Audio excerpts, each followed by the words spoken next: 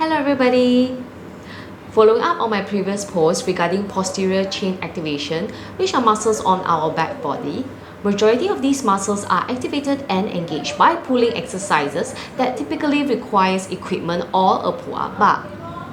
Therefore, here are some of the back exercises you can do at home that will be good alternatives for you to work on your posterior chain muscles. Let's start with floor pulling exercises. Firstly, our double arm pull, which target traps and our lats. Start by lying down onto your chest with forearms down shoulder width apart. Elbows are directly below shoulders, pressing down into forearms, contract your traps and lats to pull your body forward.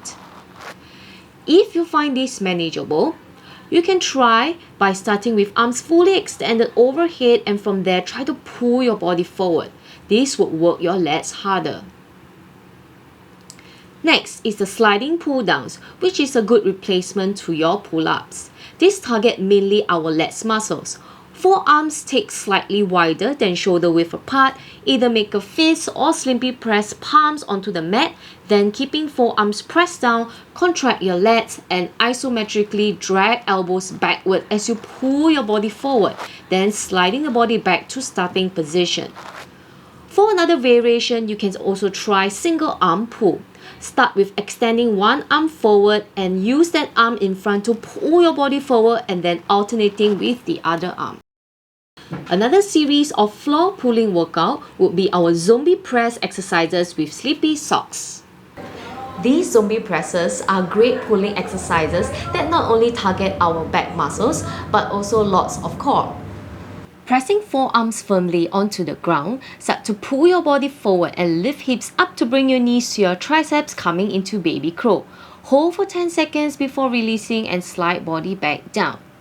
Challenge yourself further by lifting elbows and hips up higher, then slowly placing knees onto triceps and lean forward, coming to your crow pose. And if you still like to take it up a notch, try zombie pressing into flying crow. This is definitely challenging to do, so do not rush into it. Squeeze your core really tight and press the floor away from you. Hold for a few seconds before releasing back down.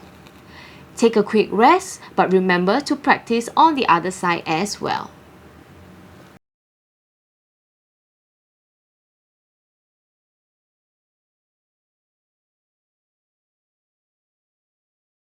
Another drill is our Pike Ups, which could double up as a good handstand drill as well. Try lifting hips up to the highest point and hold there for a couple breaths before lowering back down. You can do this with your toes tucked under as option if pointing toes are challenging for a start. Next is our standing pulling exercise. This is an easier alternative, which is the wall slides that targets our traps and lats. Lean your back against the wall, drawing ribs in. Starting with your arms stretched overhead and then slide your arms down and up like a shoulder press movement. Feel the traps and your lats contracting as you pull your elbows down towards the side of your ribs. Keep your back and arms in contact with the wall. Continue to draw the ribs in, minimizing the arch on your back. For those who have tighter shoulders, you can step your feet slightly away from the wall to give your shoulders more space to perform these wall slides. Our next exercises are locust pose drills. I will be showing you 3 different variations here, starting with the first one, cactus arms variation. These targets our shoulder blades, back and glutes. Lie down on chest with arms extended forward. Lift arms, chest and legs off the ground. Then bend elbows towards your ribs, squeezing the shoulder blades together and then extending back forward. You can use a small towel, or if you have a resistant band, it will be good to give you an added resistance. If not, you can also just work without any equipment, focusing on squeezing the shoulder blades together as you bend your elbows. Try to keep legs lifted and glutes engaged the entire time.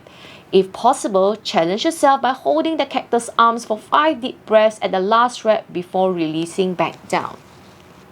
If you like to work on shoulder mobility, you can try these arm circles in locust pose. Lie down on your chest with your arms and legs extended. Lift upper body and legs off the ground. Keeping arms straight, start to circle the arms back and forth. If you like to work more on shoulder rotation, turn your palms to face away from each other.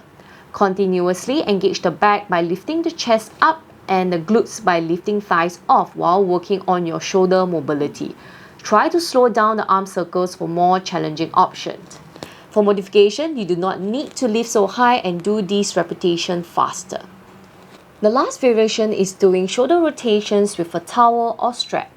Starting in the same position, grab a towel horizontally in front of you, keeping your arms straight. If your shoulders are tight, use a bigger towel and start by taking your hands out wider than shoulder width distance apart. Lift upper body and legs up simultaneously, bringing the towel overhead and behind above your hips, and then slowly bring it up overhead and back to starting position. Do this movement forward and back while keeping the back and glutes engaged the entire time. If possible, maybe challenging yourself in the last rep to hold the towel behind and squeeze shoulder blades for 5 breaths before releasing.